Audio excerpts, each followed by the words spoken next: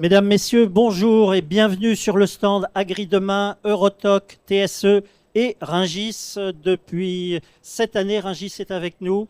Comme je le disais, Stéphane Layani, le président, a franchi le Rubicon et il nous accompagne donc pendant ces 9 jours. Bienvenue aussi autour de la table. Donc, nous sommes à cette troisième table d'hôtes, puisqu'hier nous avons commencé avec toi, Stéphane. On poursuit notre réflexion engagée hier matin autour de l'ouvrage de Stéphane Layani, Le monde a faim. Alors, la réflexion d'hier nous a permis de comprendre la force du réseau territorial des marchés de gros et l'excellence de votre modèle à l'export. Ce matin, on va changer d'échelle et nous intéresser à la dimension stratégique de l'alimentation, avec un premier temps consacré à ce qu'on appelle le food power. En fait, l'agriculture, l'alimentation comme levier de puissance, et ce qui explique justement les intervenants autour de la table. Et dans une deuxième table, tout à l'heure, à aussitôt 10h30, nous verrons l'aspect social de l'alimentation, c'est-à-dire l'alimentation comme un droit universel, un ferment, un investissement vital pour notre société, en quelque sorte pour notre santé publique. Pour résumer un petit peu tout ce débat, entre géopolitique et solidarité, nous allons voir que nourrir le monde, c'est avant tout l'organiser. Alors, dans cette première table, on a des poids lourds. On avait déjà des poids lourds, là, c'est une table 5 étoiles. Nous avons effectivement autour de la table, une véritable expertise sur le sujet de l'alimentation. Ils ont presque tous publié des ouvrages sur cette thématique. Bon, Stéphane, je ne te présente plus, mais effectivement, donc, c'est autour de cet ouvrage que nous allons débattre.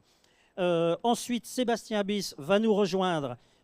Tout le monde le connaît, il est au Club Déméter, il est le directeur, il est chercheur à l'ILRIS. Je le présenterai quand il arrivera. Christiane Lambert, agricultrice, ancienne présidente de la FNSEA et du COPA, c'est-à-dire le syndicalisme européen. C'est surtout sur cette vision européenne qu'on t'interrogera, Christiane. C'est le visage médiatique de l'agriculture et j'ai eu la chance de travailler avec Christiane pendant quelques années. Autre représentant important de l'économie agricole, Dominique Chargé, président de la coopération agricole. Ça veut dire que, Dominique, vous représentez 3 agriculteurs sur 4, en gros, qui ont un lien de près ou de loin avec la coopération. Et on parlera beaucoup du modèle coopératif. Ce sont aussi derrière des marques, et on le voit sur votre stand, vous les exposez, c'est très bien comme ça. Malheureusement, notre académicien nous a lâchés. Il est passé hier, il ne pourra pas être des nôtres. Éric Orsena, on aurait aimé l'avoir avec nous. Donc, assez parlé. Et le dernier intervenant qui arrive, c'est Ludovic Massacré, le président d'Agri-Demain, puisqu'il faut absolument un agriculteur, il y a une agricultrice, mais il nous faut aussi un agriculteur dans cette table. On en avait un, on en a 2. Donc, assez parlé, on ouvre le débat sur une table que l'on peut nommer géopolitique de l'assiette, le retour du food power. Stéphane, dans ton ouvrage Le monde a faim, en quelque sorte, tu remets l'église au milieu du village en parlant de l'alimentation, non pas comme une simple marchandise, mais justement comme un levier de puissance régalienne. Je te cite, en tout cas, je plaide pour une exception culturelle étendue à notre production agricole, un peu comme l'exception culturelle justement que l'on connaît bien. Donc Stéphane, ma première question, pourquoi faut-il sortir l'alimentation des lois classiques du marché? En fait, dans mon livre, je mets les pieds dans le plat. C'est que l'exception alimentaire est une obligation. Parce qu'on ne peut pas se résoudre à laisser 750 millions de personnes dans le monde en état d'insécurité alimentaire, d'une part, et d'autre part, nous sommes aujourd'hui dans une situation où notre souveraineté alimentaire est gravement mise en danger parce qu'on ne produit pas assez et que notre agriculture est fragilisée par le système de normes européennes qu'on a mis en place. Et même moi, si je suis très européen, il faut bien regarder les choses en face. Tout ça fait que si on ne crée pas une exception alimentaire dans le cadre des règles de l'OMC, dans les cadres des règles du marché commun, eh bien, nous aurons des problèmes ensuite à vendre normalement notre production et à renouveler les générations agricoles. Donc moi, je refuse de banaliser l'alimentation et de le traiter comme l'automobile, le cuivre ou l'armement. Je veux que le bien alimentaire soit traité différemment. Le droit des peuples à se nourrir sainement doit être inscrit en haut de nos frontons et au niveau international.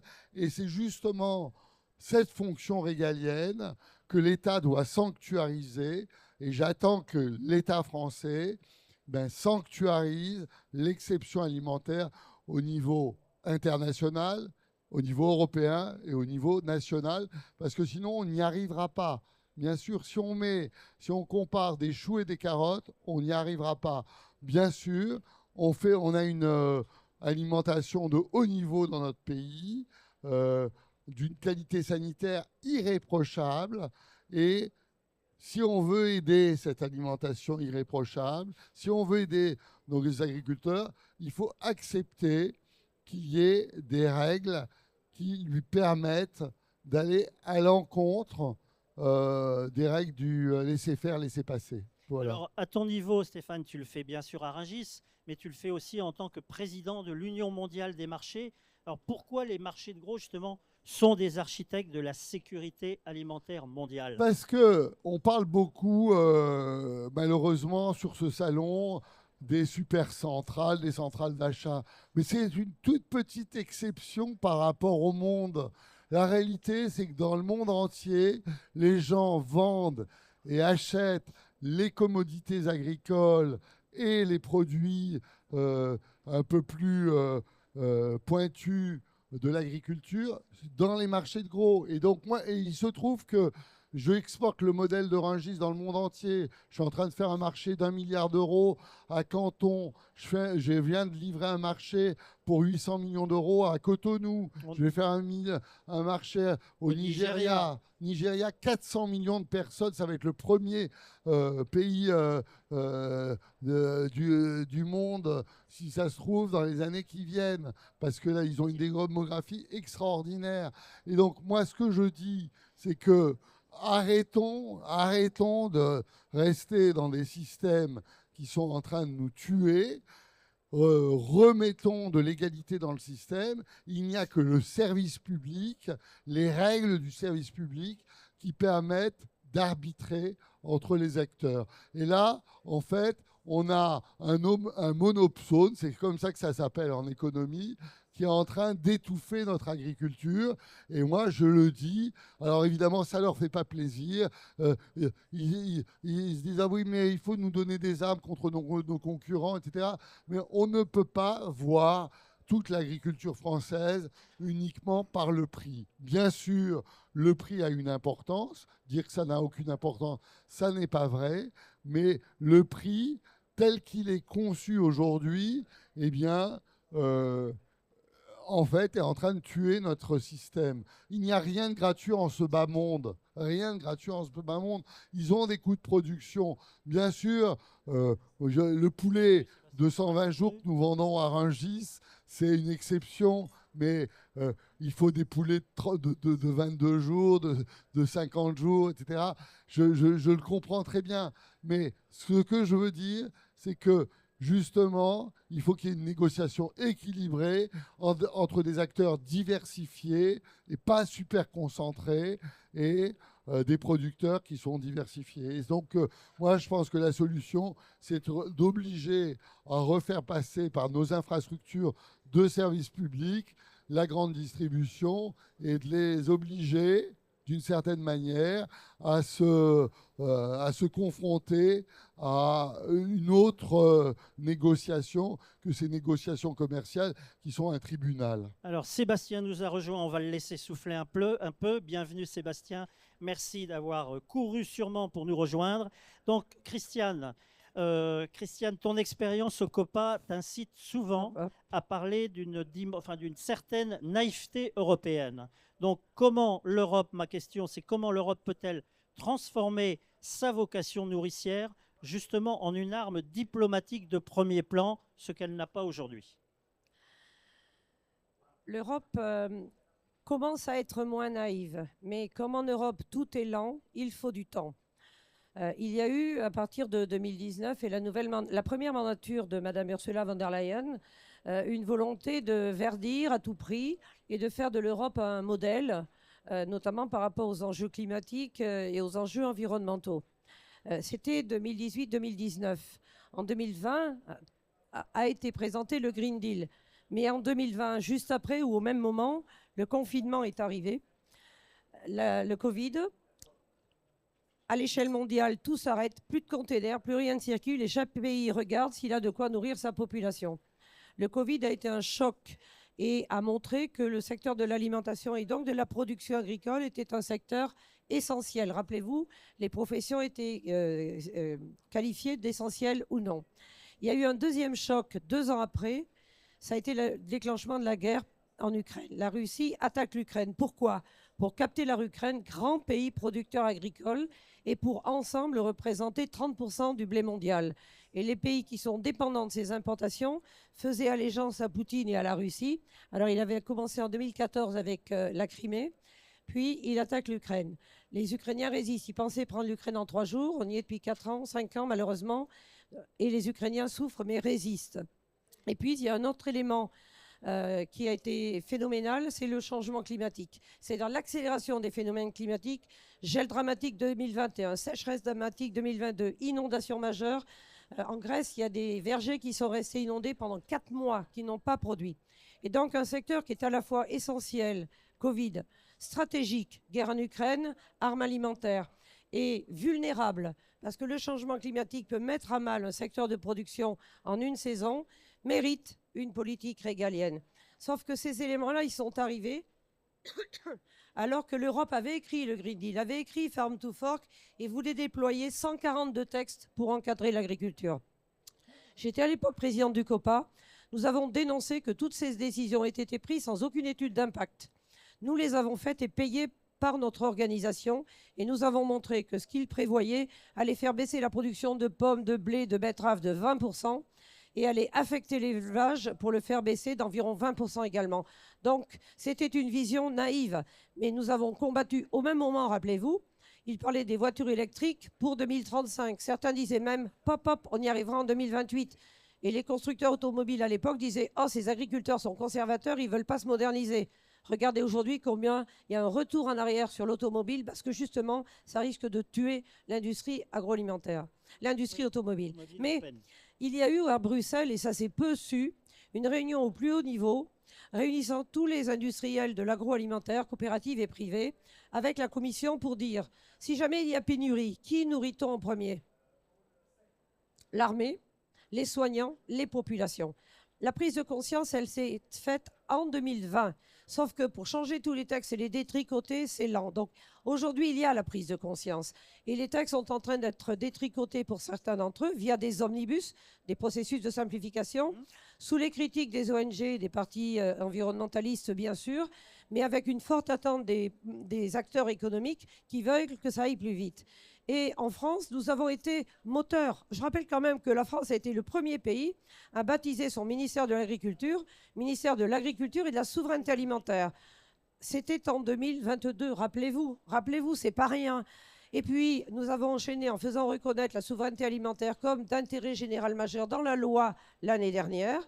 Et aujourd'hui se tiennent les conférences souveraineté où on dit il ne faut plus régresser en termes de production, il faut produire en France, transformer en France. Produire et transformer, n'oubliez pas la transformation, c'est essentiel. Il n'y aura pas de production sans transformation et vice-versa. Donc le vent est en train de tourner, et dans tous les pays. Donc passer de la naïveté à l'offensive, mais il faudrait aller 2 fois plus vite, parce que le chantier, le champ de l'alimentation est un champ de bataille. Les États-Unis d'un côté, la Chine de l'autre, la Russie. Je pense que Sébastien en parlera. L'Europe ne peut pas, au milieu, avec son marché de 450 millions de consommateurs, être naïve comme elle l'a été. Elle se réveille, mais il faudrait un réveil beaucoup plus rapide. Bien, si pour incarner ce que tu dis, si on prend l'exemple du traité avec le Mercosur, c'est un exemple concret. Est-ce qu'il y a eu justement des mauvaises négociations sur des points précis, comme sur les standards environnementaux, les protections agricoles, les fameuses clauses miroirs, ou est-ce que tu penses que l'Europe doit d'abord sécuriser sa production agricole en son sein, notamment entre les pays de l'Union, avant de partir à l'extérieur et de signer d'autres traités ? Alors, d'abord, deux éléments. Je rejoins Stéphane Layani lorsqu'il dit que dans un espace européen marché unique, il faudrait des règles uniques. La France s'est distinguée en surtransposant. On ne réussira que si les règles sont uniques. Nos principaux concurrents sur les dernières années sont des pays européens qui ne s'imposent pas les mêmes règles, qui produisent et qui nous inondent de produits. Deuxième chose, le Mercosur. Les premières discussions ont eu lieu en 1999. Ça fait 27 ans. C'est un vieux traité. C'était mal embarqué. À l'époque, il n'y avait pas ni la guerre, ni le changement climatique, ni l'empreinte carbone qui nous est imposée aujourd'hui. L'accord de Paris n'avait même pas été imaginé. Donc revenir avec un traité vieux de 27 ans et en parler aujourd'hui, c'est complètement aberrant. Et il faut échanger. Nous avons besoin de commercer. Nous exportons, nous les Français, et l'Europe exporte également. Par contre, quand l'Europe monte ses standards de production et qu'elle laisse rentrer sur le territoire des produits qui ne les respectent pas, c'est impossible de comprendre ça pour les producteurs, mais aussi pour les consommateurs. Et regardez ce qui se passe avec le textile, les boîtes qui ferment les unes après les autres. Il n'y a pas que Shein, il y en a plein d'autres qui ferment. Cette concurrence déloyale, elle tue l'industrie. Ces traités-là sont tueurs d'industrie. Alors, la contestation agricole a permis de durcir les règles de respect de normes et d'environnement. C'est une bonne chose. On n'est pas sûr qu'il y ait les possibilités de vérifier tout. Je lisais ce matin dans une brève qu'il est reconnu par la Commission européenne que des produits contenant des hormones dans les bovins ont été quand même introduits en Europe. Ça, c'est pas de bon augure. Donc, être sûr que ce qui est produit ailleurs respecte des règles, mais ne pas imposer en Europe des règles toujours plus, alors qu'on est un marché ouvert. Et là, on nous dit, vous allez standardiser, vous allez régresser. Mais si ces pays ont des normes et que les consommateurs mangent ces produits-là, je pense qu'ils ne veulent pas les empoisonner. Je pense que le zèle qui a été fait en Europe a été destructeur pour notre économie, pas que l'agriculture, pour bien d'autres secteurs. Merci Christiane, bien sûr, vous intervenez quand vous voulez. Hein. Alors Sébastien, tu nous as rejoint. Sébastien Abyss, merci. Beaucoup de gens te connaissent, tu es le directeur du Club Déméter, tu es chercheur à l'IRIS aussi. Je crois que le Déméter 2026 vient de sortir, je ne l'ai pas lu encore.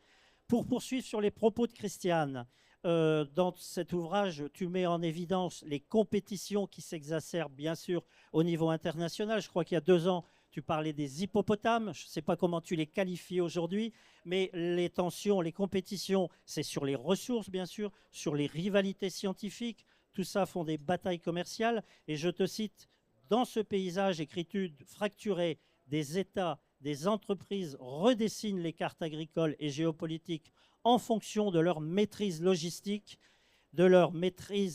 sur terre et sur mer, et de leur audace à innover sans cesse. Alors ma question, c'est un peu comme Dahan Poli, que j'adore, l'écrivain qui écrit sur les prédateurs. Est-ce que tu penses que justement ce sont les audacieux qui vont déterminer les perdants ou les gagnants de cette bataille alimentaire? Oui, bonjour, merci. Désolé de mon retard qui est lié à de la logistique et je voudrais démarrer par la logistique parce que le voilà, le Déméter. À la fois Stéphane connaît le sujet par cœur, mais j'ai lu son ouvrage et ce qui m'a beaucoup marqué, c'est l'insistance sur la performance logistique. Et je voudrais vraiment démarrer par ça parce que, en écho à ce qu'a dit Christiane, nous avons eu ces dernières années un monde qui s'est musclé sur sa production, parce qu'une partie de la planète avait besoin de produire davantage et partait de très loin, à des enjeux de sécurité alimentaire qui ne cessent d'augmenter. Et d'ailleurs, le titre de l'ouvrage de Stéphane a le mérite d'être au présent, c'est-à-dire que le monde a faim.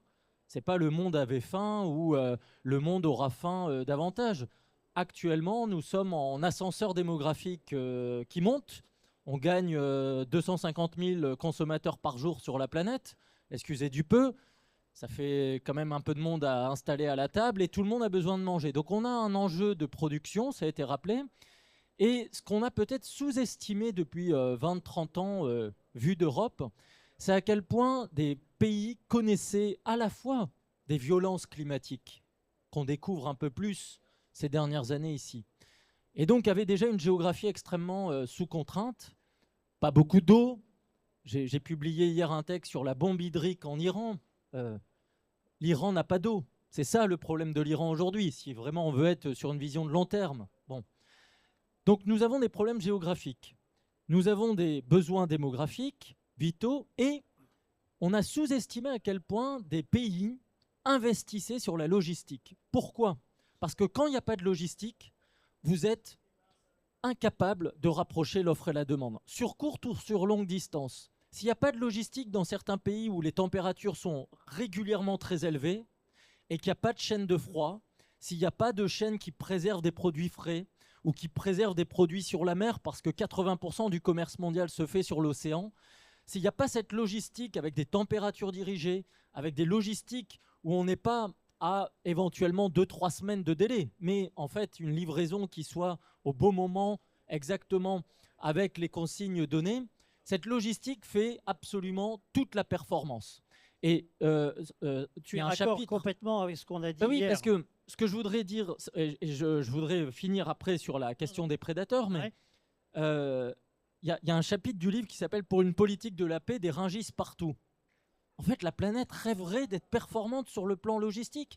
Sur le continent africain, le grand levier de la sécurité alimentaire demain, évidemment, la gouvernance, la paix, ça va sans dire. Et il ne faut jamais l'oublier. Jamais l'oublier, parce que ça, l'Europe ne devrait jamais oublier d'où elle vient.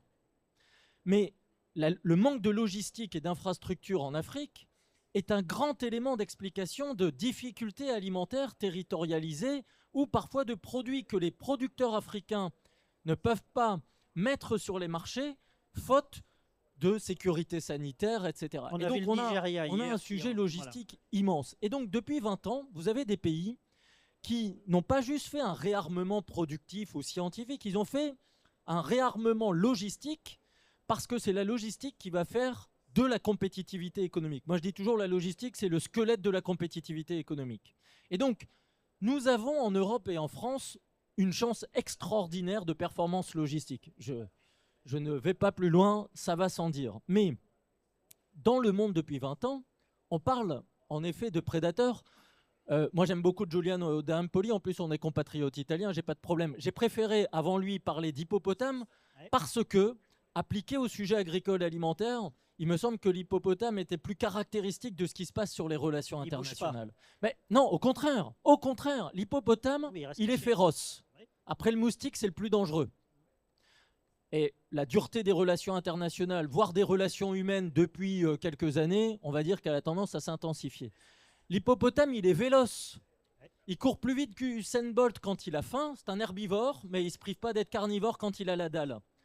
Et cet hippopotame-là qui court très très vite, n'essayez pas de faire la course avec lui. On est dans un monde qui accélère, qui investit, notamment sur la sécurité première dont fait partie l'alimentaire. Et l'hippopotame, il a une troisième caractéristique, c'est qu'il est polygame. Et la polygamie aujourd'hui, c'est des pays qui sont totalement en train de se détacher du droit international, d'alliances politiques. En fait, on n'appartient pas à un camp, on défend ses intérêts. C'est un peu la loi du plus fort. Mais c'est vrai que en termes de fidélité, de respect des contrats, de respect des partenariats, on a évidemment un monde qui vole en éclats.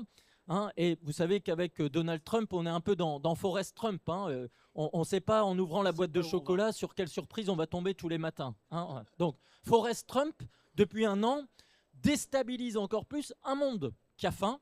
Et ce monde qui a faim, je termine par là, en fait, il a compris qu'il fallait être bon dans 3 domaines. La sécurité, et l'alimentaire en fait partie. L'environnement, l'écologie, parce qu'en fait, ils sont déjà dans le dur depuis longtemps. Donc, paradoxalement, ils sont parfois plus innovants que nous en Europe. Et ça, on doit être attentif à ce sujet, notamment sur l'eau. Parce que sur l'eau, je pense qu'en Europe et en France, on va devoir s'inspirer de ce qui se fait ailleurs, de plus en plus. Et puis, la troisième chose, c'est qu'ils investissent massivement sur la santé. D'abord, ils ont plus de personnes. Et sur la santé, parce qu'on sait aussi que sur la santé, il y a énormément d'enjeux demain. Et la santé des individus, elle passe aussi par l'alimentation. C'est quand même 3 domaines où on est plutôt bon en Europe. Et en fait, ce qui s'est passé ces dernières années, et je parle aussi sous le contrôle de Dominique, c'est qu'en fait, on ne fait pas moins bien aujourd'hui. C'est juste que le monde a mis le turbo et nous, on a levé le pied. Et donc aujourd'hui, on a un monde plus concurrentiel. L'Europe n'est pas toute seule. Mais par contre, on a des outils formidables. Et je voudrais juste finir sur quelque chose pour qu'on se rassure. Sur un autre point. On se rassure quand même sur notre situation parce que la France va pas mourir de faim dans 2 semaines. Donc je pense qu'on doit raison garder en ce moment en se faisant un peu peur sur nos risques alimentaires, agricoles en Europe, en France. On doit être vigilant à rester capable de produire, évidemment. Mais il ne faut jamais oublier qu'au moment où on se parle, il y a une grande partie du monde qui ne se pose pas la question de ce qu'il va manger, etc., mais qui espèrent juste trouver quelque chose une fois, éventuellement d'ici ce soir. Et donc, ce que dit Stéphane aussi dans son ouvrage, c'est que ce monde qui a faim, en fait, il ne va pas nous attendre. Et il ne comprend pas, depuis quelques années, pourquoi l'Europe hésite à rester une grande force agricole et alimentaire.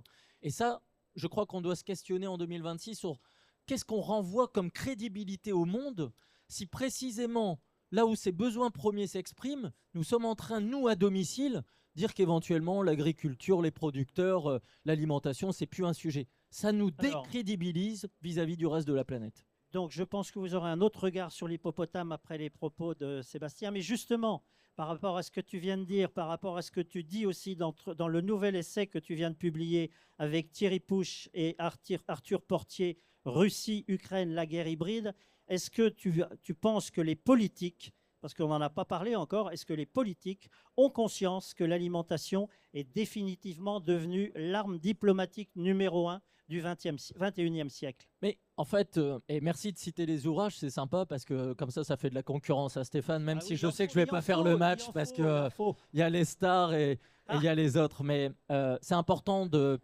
faire des écrits, ça reste. C'est important et vraiment, je suis content que Stéphane ait pu poser dans un ouvrage une réflexion de long terme et aussi partager cette expérience incroyable de Rungis. Rungis, c'est une arme de paix. L'Europe fait de l'agriculture depuis 80 ans à domicile comme dans le monde un outil de paix, un outil de développement, un outil de vivre ensemble. Bref, j'ose le gros mot, un instrument qui fait vivre la démocratie.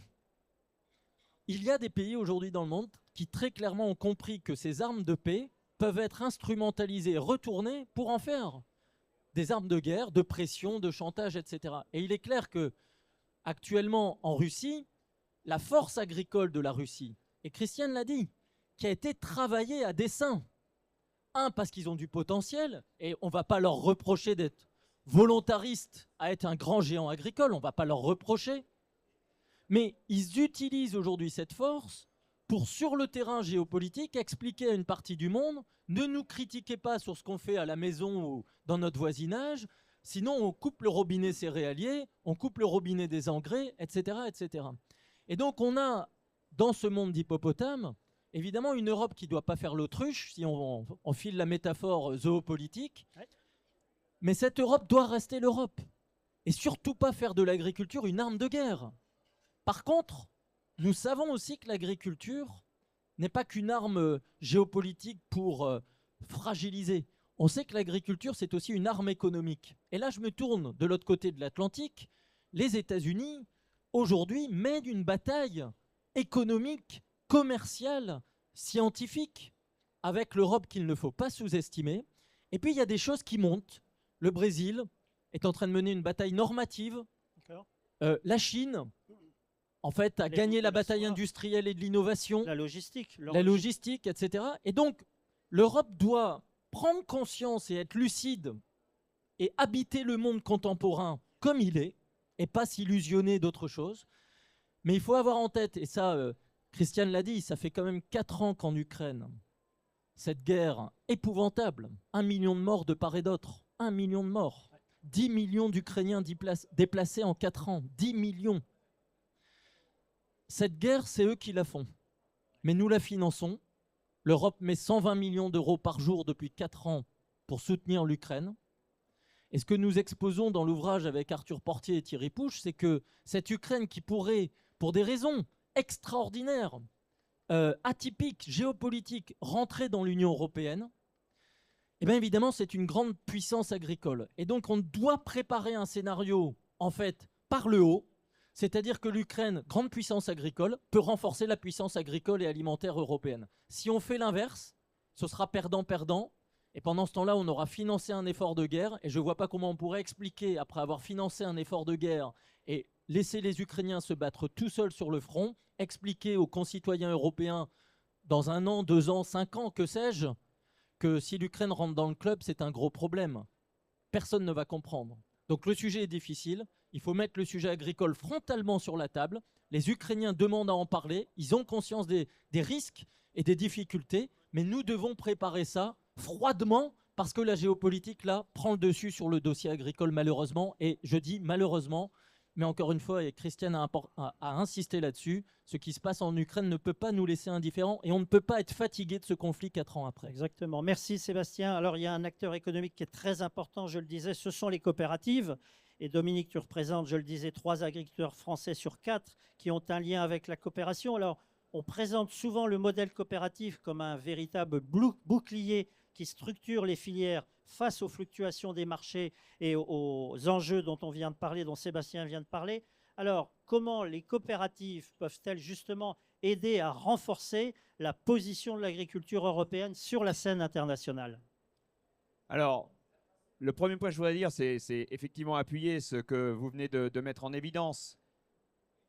Le développement agricole et les grands enjeux auxquels ont été confrontés les peuples français et européens depuis l'après-guerre, il s'est bâti avec et grâce aux agriculteurs d'abord, mais organisé en coopérative. On représente effectivement, il y a eu d'abord le défi de la production entre les années, la fin des années 50 ou l'après-guerre et jusqu'aux années 80-90, auquel le monde agricole et les coopératives ont répondu parce que, vous avez dit Gilles, c'est d'abord le défi de la logistique, de l'organisation économique des marchés. Mais ça s'est fait avec le concours de l'Europe qui s'est construite en même temps et qui avait mis comme priorité le développement de la production pour pouvoir répondre aux enjeux de nourrir les peuples et effectivement de faire à ce moment-là de l'agriculture et de l'alimentation un levier économique stratégique pour l'Europe. On a changé un peu de registre. Il a fallu effectivement prendre en compte ce qu'étaient les nouveaux enjeux, les nouveaux défis de la société auxquels, encore une fois, les agriculteurs ont répondu et sur lesquels ils se sont engagés. Ce que je voudrais dire, c'est que pendant ces 30 glorieuses, le monde agricole et les coopératives ont rendu tous les gains de productivité et de compétitivité qu'ils ont faits aux consommateurs qui en a profité pour développer ces autres, j'allais dire, segments et axes de consommation. Et c'est très bien. Et c'est très bien. En revanche, aujourd'hui, effectivement, on est dans une logique où l'agriculture et l'agroalimentaire sont dans une situation extrêmement difficile. Je représente une organisation de 2000 coopératives en France, 3 agriculteurs sur 4, vous l'avez dit, c'est 70% de la production agricole et c'est 50% de la production alimentaire, 200 000 salariés sur l'ensemble des territoires et quasiment, et ça j'y tiens, 10 milliards d'euros d'investissement sur 3 ans, enfin 3,5 milliards par an, 10 milliards sur les 3 prochaines années. Nous sommes le premier employeur privé souvent et le premier investisseur sur les territoires. Et effectivement, nous sommes ce que j'appelle la cheville ouvrière de la reconquête de la souveraineté alimentaire par 2 leviers qui sont, un, l'organisation économique de la production, ce que vous avez dit Gilles à l'instant et qui est très juste. Les coopératives sont l'outil collectif des agriculteurs qui permet d'organiser collectivement la production et de plus en plus ce que nous devons faire, c'est structurer les filières. Structurer des filières en investissant dans des outils qui vont être finalement le prolongement de notre production pour pouvoir la transformer en alimentation sur les territoires. Et ce que nous avons réussi à l'échelle locale et ce que nous faisons à l'échelle locale, que Sébastien vient de décrire à l'échelle internationale, c'est le défi logistique. Nous sommes les logisticiens de cette agriculture et de cette alimentation sur les territoires. Ça, c'est extrêmement important. Et en fait, aujourd'hui, les sujets auxquels nous sommes confrontés, c'est effectivement celui du défi climatique, celui de l'évolution des modes de consommation auxquels nous devons mieux répondre, et c'est celui aussi de la géopolitique et de ses impacts sur les marchés. Donc oui, nous sommes ceux qui, par l'organisation que nous représentons, sommes confrontés à la gestion de cette volatilité, mais nous sommes aussi ceux qui doivent la structurer dans le temps par l'organisation économique et l'organisation de nos filières. Simplement, pour le faire, nous avons besoin d'être soutenus et accompagnés. Aujourd'hui, nous sommes dans un contexte dans lequel l'agriculture n'est plus comprise par, j'allais dire, la société. On dit les citoyens aiment les agriculteurs, mais ils ne comprennent plus leur agriculture. et ils ne font plus le lien entre la nécessité de produire sur nos territoires pour pouvoir consommer sur nos territoires. Et effectivement, on est à un moment où on constate quand même que, pas le déclin, mais en tout cas le déclassement dans lequel nous sommes depuis une vingtaine d'années, nous conduit à constater cette année que pour la première fois depuis 50 ans, nous avons une balance commerciale, agricole et agroalimentaire qui est négative. Ça veut dire que nous sommes devenus dépendants pour notre alimentation, nous sommes devenus dépendants de nos approvisionnements extérieurs. Il y a deux leviers à ça, parce que dans tout ça, et Sébastien, je suis sous le contrôle de Sébastien, donc il ne faut pas que je dise de bêtises, mais nos exportations continuent d'augmenter. Oui. En revanche, nos importations augmentent plus que nos exportations. Ça veut dire que nous ne produisons pas assez, et nous ne produisons pas assez sur ce que j'appelle moi l'alimentation du quotidien, celle que nos compatriotes consomment au quotidien. L'exemple des œufs, par exemple. Nous nous sommes embarqués après, j'allais dire, la période avant justement le Covid, sur ce qu'on a appelé la montée en gamme, Voilà. qui est probablement pas une mauvaise idée. Sauf que nous ne devons pas la réserver exclusivement aux produits haut de gamme, c'est-à-dire les signes de qualité, le bio, etc. Nous devons faire cette montée en gamme sur toutes les gammes, parce que c'est en faisant ça que nous répondrons à la fois à la question du défi de nourrir les populations pour tous les moments et tous les choix de consommation, mais aussi le défi climatique et environnemental qui est devant nous.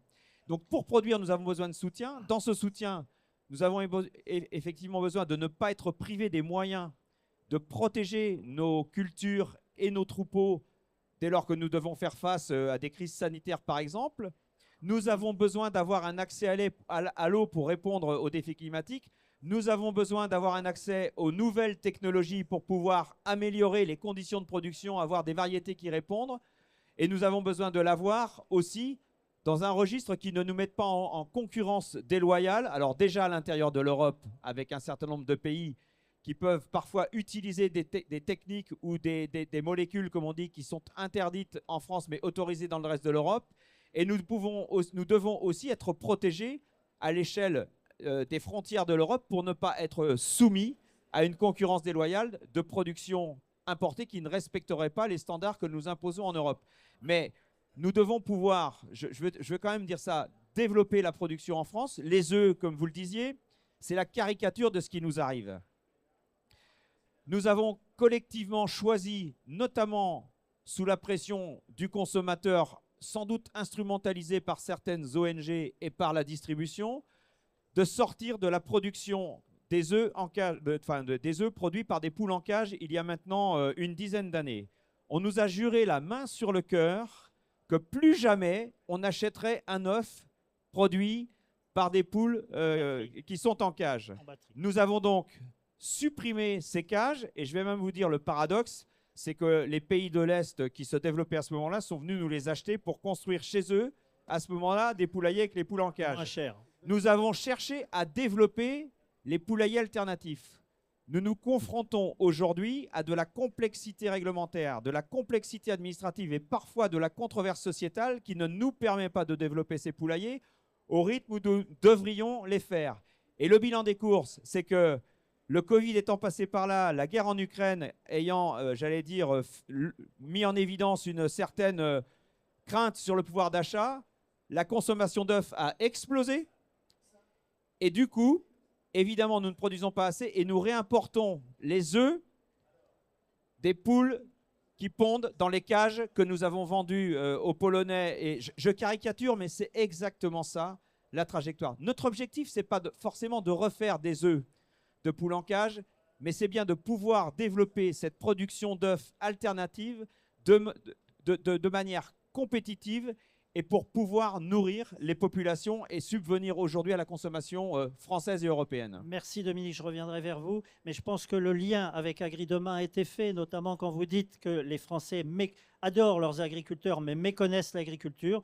À Agri-Demain, c'est ce qu'on essaye de faire au travers d'exemples comme que vous avez sous les yeux, c'est-à-dire de mettre en relation, de renouer la confiance avec les citoyens et les consommateurs. Ludovic ? Oui, tout à fait, dans tout ce qui vient être dit en tant qu'agriculteur. Alors, charentais, et quand j'entends effectivement les positions sur ce que l'on peut faire au niveau exportation, c'est vrai que le cognac s'exporte à 98% et je suis fier d'avoir cette filière au sein de mon département. Moi, je suis agriculteur céréalier et effectivement, au travers d'Agri-Demain, il y a tout un tas de pensées qui nous ramènent à ce besoin d'être à la fois centaure, je ne prends pas l'image, comme vient de le préciser Sébastien sur l'hippopotame, mais moi plus centaure, où il faut être à la fois cavalier et archer, cavalier pour toujours courir et se positionner sur des marchés très C'est importants. Gabriel Alperne, là. C'est un peu Gabriel Alperne, effectivement, notre marraine des JNA de l'année dernière. Mais quoi qu'il en soit, l'image est très symbolique et vraiment représentative par rapport à ce que l'on peut être, nous, en tant qu'agriculteurs. Encore une fois, producteurs, basés sur une confiance. Sébastien vient de le dire. On a besoin de l'eau, on a besoin des territoires, on a besoin des mines, on a besoin des coopératives. En fait, on a besoin de la filière. On a besoin de la filière et la filière, c'est essentiel. Et moi, l'image que j'en ai, encore une fois, sur mon terrain, sur mon exploitation, c'est cette confiance alimentaire que je peux produire à la sortie de mes champs, que je peux amener au sein du consommateur. Je n'ai jamais connu de crise sanitaire, si ce n'est la dernière par rapport au Covid qui a été majeure et peut-être une espérance par rapport au monde agricole, parce qu'on avait cru qu'à un moment donné, on allait redonner un élan vraiment vertueux, mais à la fois de production sur les territoires. C'est un combat aussi que nous menons au sein des territoires au plus proche de nos élus au niveau politique local, qui des fois sont un petit peu, même en étant local et en rural, hors et en totale déconnexion. Et souvent, dans d'autres sphères, on l'est beaucoup plus les deux pieds dans les bottes que des fois dans la ruralité. Ce qui des fois était peut-être incompréhensible par rapport à des prises de position. Et encore une fois, en local, c'est plus cet aspect quand je parle que voilà, je suis agriculteur et on me dit « Ah oui, mais toi, tu exportes de l'eau ». Mais heureusement, mais tant mieux, parce que tout le monde n'a pas la chance. C'est ce que je disais à Christian tout à l'heure quand on mangeait cet œuf mollet qui a été confectionné par nos chefs, Eurotoc. On n'a pas cette chance dans tous les pays du monde de manger à notre faim 3 fois par jour. Alors en plus en France 3 fois par jour, je pense qu'il n'y a pas beaucoup de pays qui mangent 3 fois par jour comme nous le mangeons, mais en plus équilibré, sain. Sans aucune inquiétude sur ce que l'on peut avoir comme santé ou autre. Donc cette agriculture, en fait, tout le monde doit passer par ce message. Et je voulais le reprendre, et Sébastien l'a très bien dit, comme l'arme de la paix la plus vertueuse serait l'agriculture du monde, l'agriculture des peuples, mais peut-être pas forcément que nos modèles. Soyons ouverts à d'autres modèles, n'allons pas apporter nos modèles qui ne correspondraient pas à l'alimentation d'un autre pays, soyons à l'écoute des autres. Bon, voilà, c'est la philosophie d'Agri-Demain, et ça, c'est ce que je porterai. Alors, Christiane, il y a pas mal d'enjeux qui ont été mis sur la table, mais il y a quand même de l'espoir. Dieu merci, et je pense qu'autour de la table, nous sommes tous des optimistes de combat. Pour preuve, nous militons, nous écrivons, ils écrivent. Dominique préside la coopération agricole. Moi, je crois qu'on est dans un pays où l'amorosité est une culture et c'est une catastrophe. Quand on se lève du mauvais pied ou quand on se lève sans le moral, c'est difficile quand on est entrepreneur. Mais un jour, j'ai dit à mon directeur de la FNSEA, tu verras Clément, un jour on dira que le Covid nous a rendu service. C'est cynique de dire ça, peut-être, mais n'empêche que s'il n'y avait pas eu le Covid pour mettre tout le monde à l'arrêt, est-ce que la France, est-ce que l'Europe se serait posé la question, est-ce qu'on produit assez? Est-ce qu'on aurait parlé à nouveau de souveraineté alimentaire alors que c'était le monde vers le grand large, etc. Donc je pense qu'on a chacun là où on est un rôle à jouer. Titre personnel, j'ai milité à la FNSE avec cet état d'esprit-là, porter plutôt de l'optimisme que de la doléance et de la plainte, porter des projets. J'ai accepté d'être dans les conférences de la souveraineté alimentaire de la ministre suite à la loi d'orientation, Dominique, tu t'en rappelles, et on compte beaucoup sur les structures économiques, quelles qu'elles soient, de production, de transformation, de logistique, pour réussir. Mais je vois trop de gens me dire, quand on en parle, « Oh, mais on ne va pas y arriver ». Non, si on commence à dire on ne va pas y arriver, effectivement, on risque de ne pas y arriver.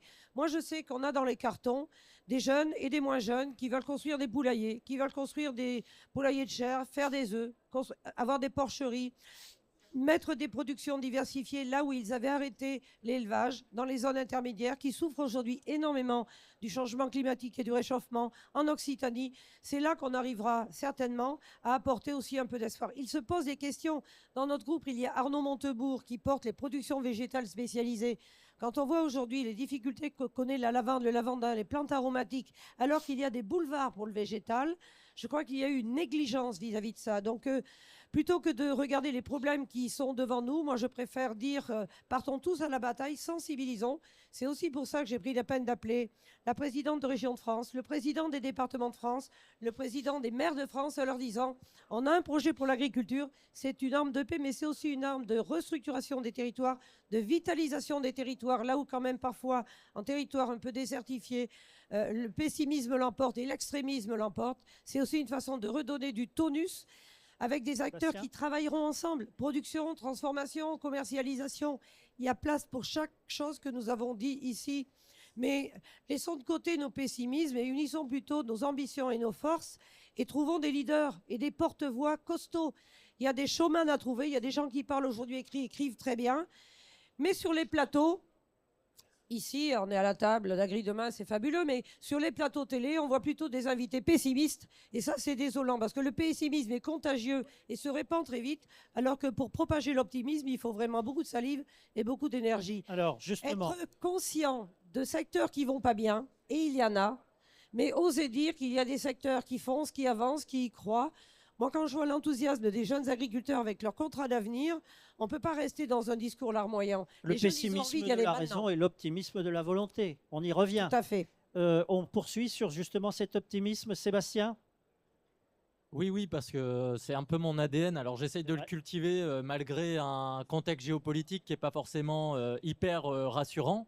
Mais c'est vrai que mécaniquement, et je rejoins pleinement ce que disait Christiane, en fait, il y a un vrai sujet au niveau français aujourd'hui d'état d'esprit.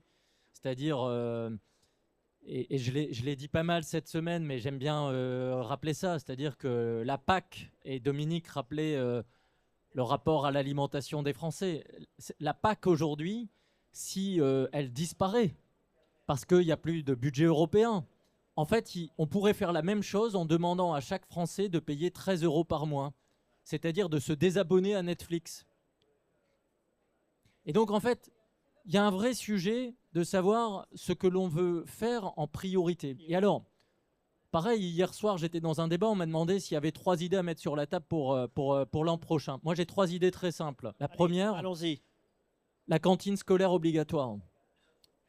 Puisqu'il n'y a pas de place dans les journées pour faire de l'éducation alimentaire, utilisons la cantine comme incubateur social, démocratique, pédagogique. Marie-Pierre Montbrive était là, je connais sûrement son ouvrage qu'elle a fait sur les cantines. Et je souscris pleinement, mais je vais un peu plus loin, à condition que la cantine et le repas moyen coûtent 3 fois plus cher pour reprendre conscience de la valeur de l'alimentation. Et après, on voit qui paye, mais ça peut être un effort Nicolas Chaban n'est partagé. pas loin, je pense qu'il sera d'accord. Donc, premier point. Deuxième chose, qu'au cours de son parcours scolaire, surtout quand on est comme moi urbain et quand les mondes agricoles sont quelque chose de totalement invisible et dont on ne parle pas, moi je pense qu'aujourd'hui, ce que doit porter le ministère de l'Agriculture dans son projet de souveraineté, c'est d'imposer une journée sur une exploitation agricole, une fois à l'école primaire, une fois au collège, une fois au lycée. 3 journées, ça peut être utile. Les journées nationales de l'agriculture. Et ça en fait partie, mais ça peut être... Parce que ce qu'il faut là, c'est travailler sur les jeunes. Parce que c'est ces jeunes-là, aujourd'hui, à qui il faut donner la pêche et la banane. C'est eux qui ont la tête dans le guidon parce que, à cause de nous, on leur dit depuis 10-15 ans que c'est foutu en France. Donc en fait, Christiane a la raison, il faut renverser des états d'esprit, mais notamment les plus jeunes. Et puis troisième mesure, et je ne le dis pas pour satisfaire ses Maris et Stéphane, mais sincèrement, proposer aussi dans son parcours scolaire ou post-bac qu'en fait on puisse passer un moment, une visite à Rungis pour prendre conscience que cette logistique de précision, avec d'un côté des producteurs qui amènent leurs produits et de l'autre côté des opérateurs économiques, des coopératives qui ramènent les choses, des organisations de producteurs, etc., pour que derrière, dans n'importe quel coin de France, on n'a aucun coin de France aujourd'hui où il n'y a pas un magasin rempli. Quoi. Je ne sais pas si on se rend compte de ça. Moi, j'ai un peu bougé dans ma vie. Il y a des pays dans le monde où même en ville, des fois, les rayons sont vides. Je ne parle même pas des territoires ruraux, etc. Donc en fait, il y a des choses assez simples qu'on peut faire pour changer les états d'esprit. Passer une journée sur une exploitation agricole, ça permet de se rendre compte qu'on ne sait rien faire. Donc c'est une grande leçon d'humilité. Les agriculteurs savent faire beaucoup de choses, beaucoup plus que le reste de la société. Donc on prend une leçon d'humilité. Et aller à Rungis, bah, c'est en fait voyager et comprendre un peu que quand on passe à table et qu'il y a des produits, il y a des gens qui ont travaillé avant, des producteurs, mais aussi des opérateurs économiques. Stéphane répondra, mais Dominique, une petite. On arrive au Moi, terme je de veux, cette je veux table. témoigner d'un optimisme réaliste et pragmatique.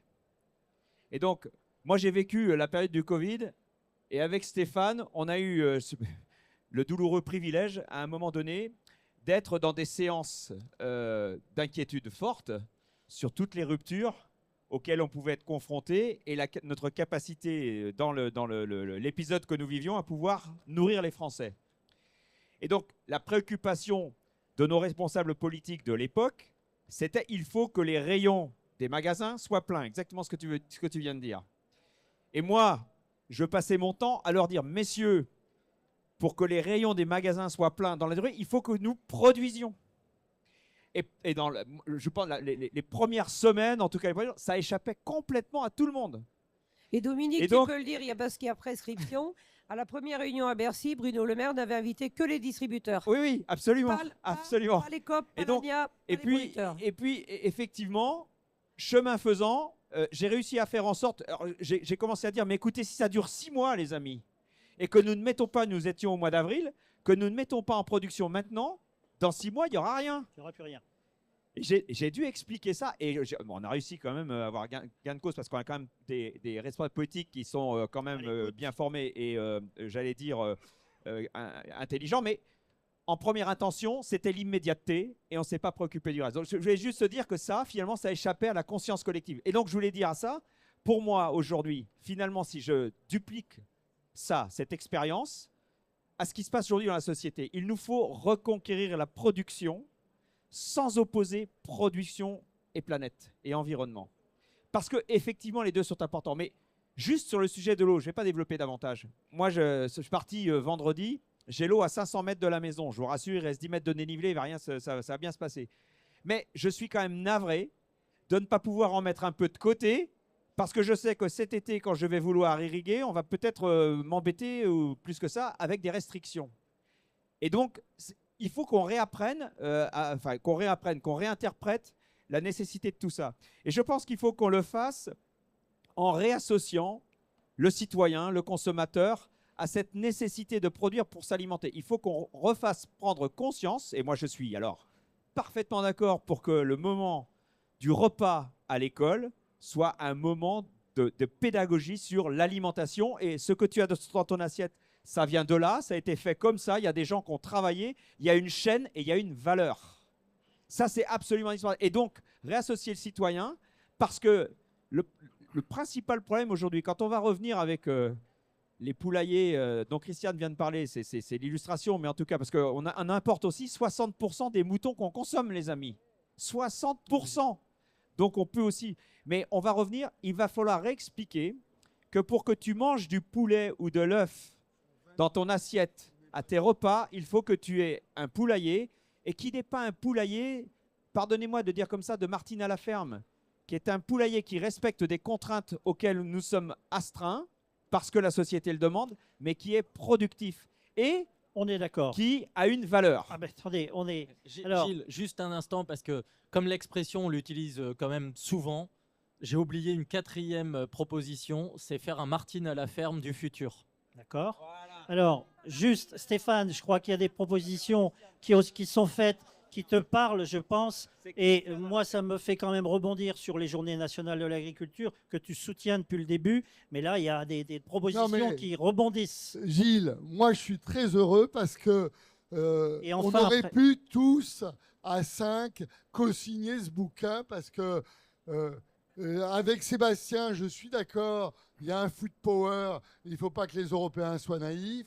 avec Ludovic, ben, je pense qu'on a des agriculteurs positifs et qui nous portent et on est fiers d'être représentés par eux.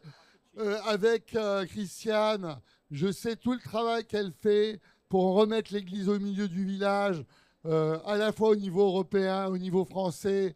Et honnêtement, on a besoin de protéines animales. Et évidemment avec Dominique, parce que évidemment, on s'est mis beaucoup de semelles de plomb pour aller courir. Et ça, c'est impossible. Et donc, pour toutes ces raisons-là, lisez Le Monde à faim, vous verrez qu'il y a des propositions. Je suis pour les journées nationales de l'agriculture. Je l'ai dit l'autre jour à BFM, je l'ai dit dans la presse, dans le Figaro. Je pense que c'est très important de reconnecter les Français, les citadins avec leur agriculture, parce que ça, c'est pas évident. J'ajoute une proposition pour Sébastien, c'est qu'il faut donner accès aux acheteurs publics au marché de gros de façon à ce qu'ils puissent acheter sous signe de qualité facilement en dérogeant au marché européen dans les cantines scolaires. Tant qu'on ne fera pas ça, eh ben, on aura des difficultés à avoir une alimentation de qualité pour les enfants. Et enfin, je dois dire que clairement, j'ai beaucoup confiance et je suis optimiste, chère Christiane, pour l'agriculture française, parce qu'il y a une jeunesse formidable qui est en train de monter. Donnons-leur envie, arrêtons de pleurer, donnons-leur envie de reprendre des exploitations et tout ira bien. Madame, messieurs, merci beaucoup. On enchaîne tout de suite sur la table suivante parce qu'on a pris du retard. On s'en doutait, vous aviez beaucoup de choses à dire. Merci. On aurait donc